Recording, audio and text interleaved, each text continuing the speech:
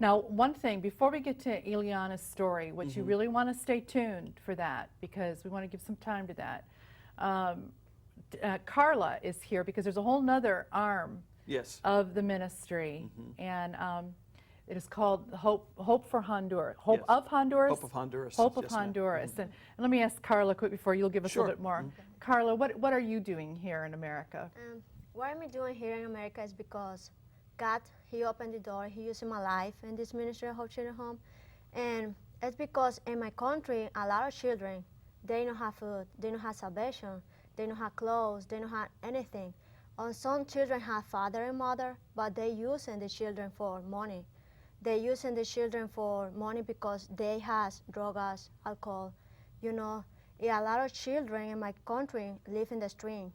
Yes, because what am I doing here? Because God using my life in this ministry. Yeah, I believe in this ministry. I believe because I can help a lot of children in my country, in Honduras. Carla, that is wonderful to hear. And what's amazing about that is she has just been learning English to even be able to answer that question. Tell us what's going on here, Dr. Higgins. Thank you, Carla. That's great, Carla. Thank you. Carla's been in America for 5 months, and she's in the country here at Hope Children's Home in Tampa for two main purposes. One, to learn English, and she's doing a wonderful job, as we just heard, just after 5 months. And I wish I did that well in my Spanish.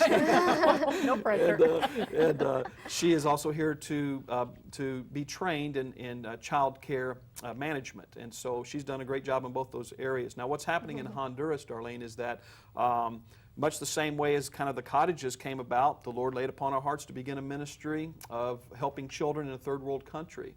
And after a visit to La Ceiba, Honduras, as God miraculously worked all the details of that out in our ministry, I saw hundreds of children in one particular scene that were eating off the garbage dump. And my heart was so broken and so pierced, and God revealed to me that day that we needed to help there in Honduras. Now what happens, whether it's America or Honduras, the need is overwhelming.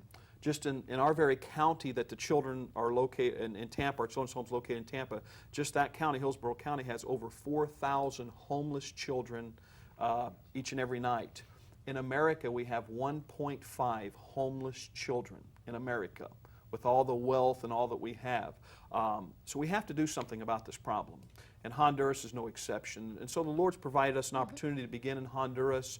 From that time, He's put all the pieces of the puzzle together. We're thankful we have a missionary family, Mark and Amy Coates, that just completed language school and have relocated to Honduras in April. And our first cottage will be completed in just a couple of weeks. So by the end of June, our first cottage will be completed in Honduras. The Coates will start that cottage up and get everything set up, start receiving children in that truly need our help, children that have nowhere else to go. And we'll begin there, the same as we have here in Tampa. And in December, Carla will finish her training here in the States, and then she will return as an assistant there in Honduras. It was always my vision to get the home started with American missionaries, but I knew we needed a national because I didn't want the children to lose their culture. And as much as we try, that could be a danger. So Carla will help keep that Honduran culture carried through to those children. Yeah, absolutely. What a great partnership. And then I'm sure as the years go on, even more people from Honduras will become involved. Okay, we want to, you know, I mentioned, and I want to set this up properly. I'm going to throw it to you, Dr. Higgins, because one of the things about Hope Children's Home, if you've been tuning in over the years, is we've shared with you some amazing stories on how these children have flourished and come to meet the Lord as their Savior, and various things there at Hope Children's Home from rough backgrounds. I mean, times where kids have just been dropped off by biological parents and said, you know, so long and never seen again. You know, I mean, it's been unbelievable, heartbreaking stories, but there have been some tremendous success stories as well along that line, and we have one here today. Dr. Higgins, I want you to introduce Eliana and tell us a little bit about her, and then you just throw it to her. Be glad to. Eliana would be one of those success stories that we have, and we're thankful that current day we have 10 young people that have come into our home, lived there from tragic situations, graduated from our school, and now are off in colleges across the country preparing for everything from ministry to nursing to whatever God's laid upon their heart. And Ileana is one of those students that were at our homes for several years. And I'm just going to let Ileana, if she would share her testimony today of what happened in her life early on that ultimately brought her to Hope Children's Home.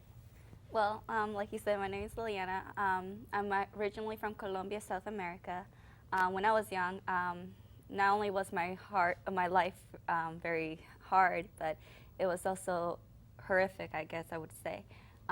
I saw things that no child should see. I saw both of my parents get murdered. I saw kids being taken away from their parents also. But through that, I lost my arm, and also with my parents. And I mean, that's hard for a child, even for any age.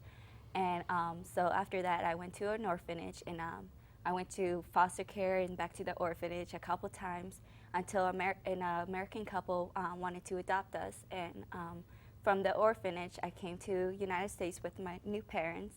I was with them for several years, but things just weren't going right. My life wasn't normal compared to what my brothers and sisters and my new brothers and sisters would their life would be. I went through a hard time with losing my parents and coming to a new country, learning a new language, new environment. Everything was new to me, so it was hard for me to adjust to my new surroundings and to my new family. And I was just now living a very healthy childhood.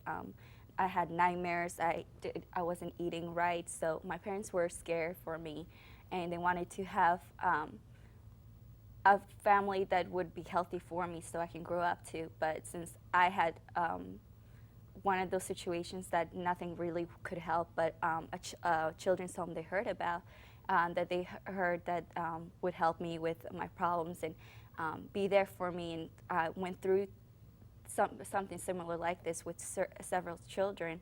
I went to Hope Children's Home when I was 16 years old, and since then, I mean, life wasn't easy, of course. I mean, once again, I was in an environment with a lot of children, but this was different. There was something very comforting about this place. There was people there that loved me, that cared for me, that were there for me when I had nightmares, that understood, kids that understood what I was going through. And that's one of the hard things is when you talk to someone, they say they feel what you're going through, but they really don't. But with with the children's home, you see different stories of their backgrounds, of what they went through with their parents and stuff like that.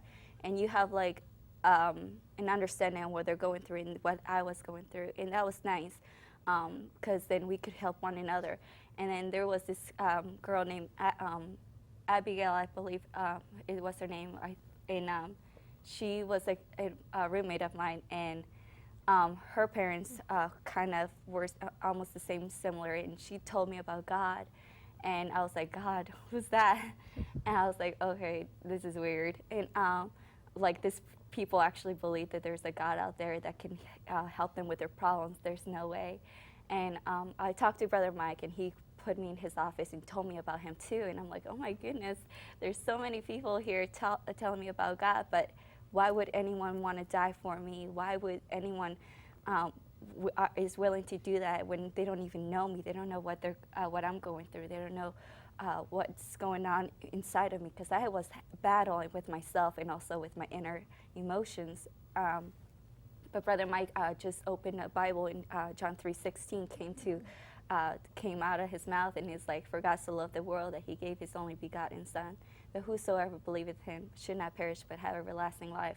And I wanted everlasting life. I wanted to have a life of peace. I wanted a normal life.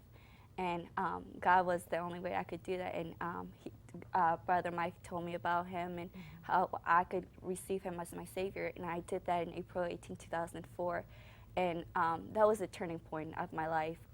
Things were different for me. I started to actually embrace my problems and actually talk about it instead of keeping them in and not telling anyone actually how I feel and what my fears were. And that was one of the problems, is not me talking about it. And Brother Mike and Miss Chris were one of those that actually comforted me and supported me when I was speaking to them. And now I have a great relationship with my parents, with my adopted parents, my brother and sisters. And now I graduated from high school, which I never thought I would.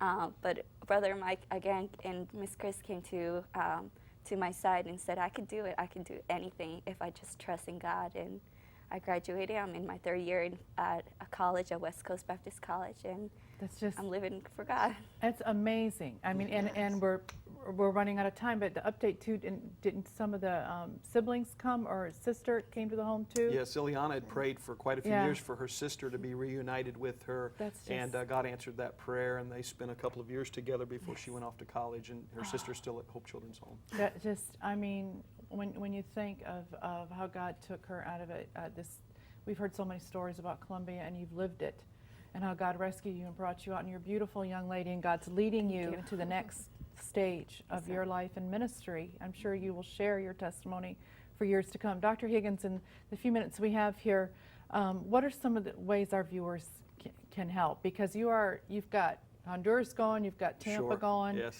How can they best help? Well, I think in any ministry, there's seasons where God really seems to pour out His blessings, and just it seems like a lot's going on. We're certainly in that season at Hope Children's Home, and I always feel unworthy, but God's got His hand on this ministry, and we have probably our greatest need right now would be with the cottages that we're building here in Tampa. And as was mentioned earlier in the program, they are LEED certified, which means we are building green. And this will help us to save energy cost for many, many years to come. So we need right now, specifically, we need folks who can help with skilled labor. We need materials donated. We need finances donated. We need to get these cottages built. Just this last week, we took in a family of 5 that were going to be split up in 5 separate homes within the state system. We took those children into our care, and we don't have a cottage to put them in, so the brothers and sisters are split up in dormitories. We need the cottages. Last week we took in a 2-year-old little girl from Georgia, and just in a terrible situation, needs somebody to help her. Thankfully, she's in our care now, but we need the cottages to put that little 2-year-old in. So the need is great, it's right now, and we just need some folks to step up that'll be willing to help us with this project. And a question just arises in my mind. Do you have this this cottage expansion now? Will that be the final set of cottages? Or is that like a phase 1? Or is We're building 2 cottages at this point, and we've been approved to build a total of 6 cottages. Oh, okay. So as the Lord provides, as folks get involved, we'll keep these cottages going and keep building them. It's just such a great concept. Yes. I mean, to do that. And that is one of the things, too, in Honduras, you're actually starting with the cottages. Yes, ma'am. We're starting with cottages there. So that's a way to, they Yes. can start it on that. We hope to build up to 5 cottages in Honduras as well. So it's still a great need in Honduras as there is here in Tampa. So folks can kind of choose how God lays upon their heart to get involved. Yeah. And then, Carla, I want to thank you today, too. You know, you have so much, it was interesting, too, just even walking into our studios, how this is so different for you, you know, so new. Yeah, everything new. You know, I mean, everything is new and different in the United States, but I'm sure you'll feel the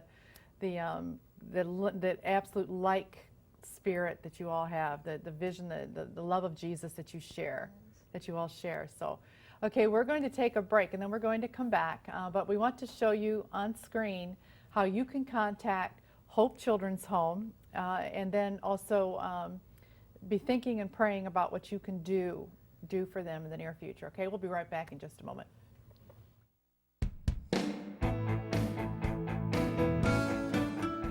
For more information on Hope Children's Home, please call their office at 813-961-1214. You can also send an email to hope@hopechildrenshome.org. For complete information about this ministry, please log on to their website at www.hopechildrenshome.org.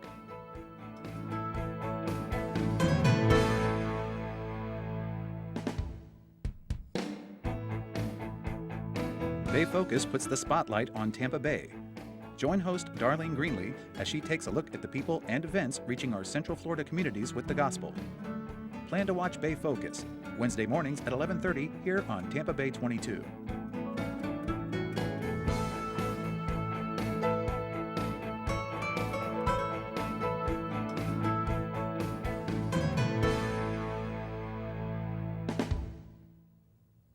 Well, I hope you've enjoyed today's program highlighting Hope Children's Home. One of the favorite things that I love doing on this show is highlighting ministries that reach out to children, particularly needy children, needy families. And I want to encourage you at this time, too, that If you know of ministries, you know of people that are doing things that should be highlighting and could benefit from being on the program. And the reason I say that, the Bay Focus was created to benefit ministries. We were created to be the outreach arm here for Channel 22 WCLF TV in the Tampa Bay area for ministries in this area. So we want to highlight and get the word out on how they can help. Now, a couple things too about Hope Children's Home is not only their expansion and assisting them in their outreach, but young ladies like Elana and young men too, they go off to college.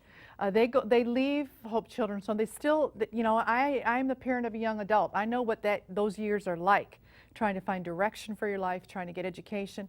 I believe you guys scholarship young people as well for college, for your school, everything. So, all right, thank you so much for tuning in. Help Hope Children's Home. We will see you next week. May God richly bless you.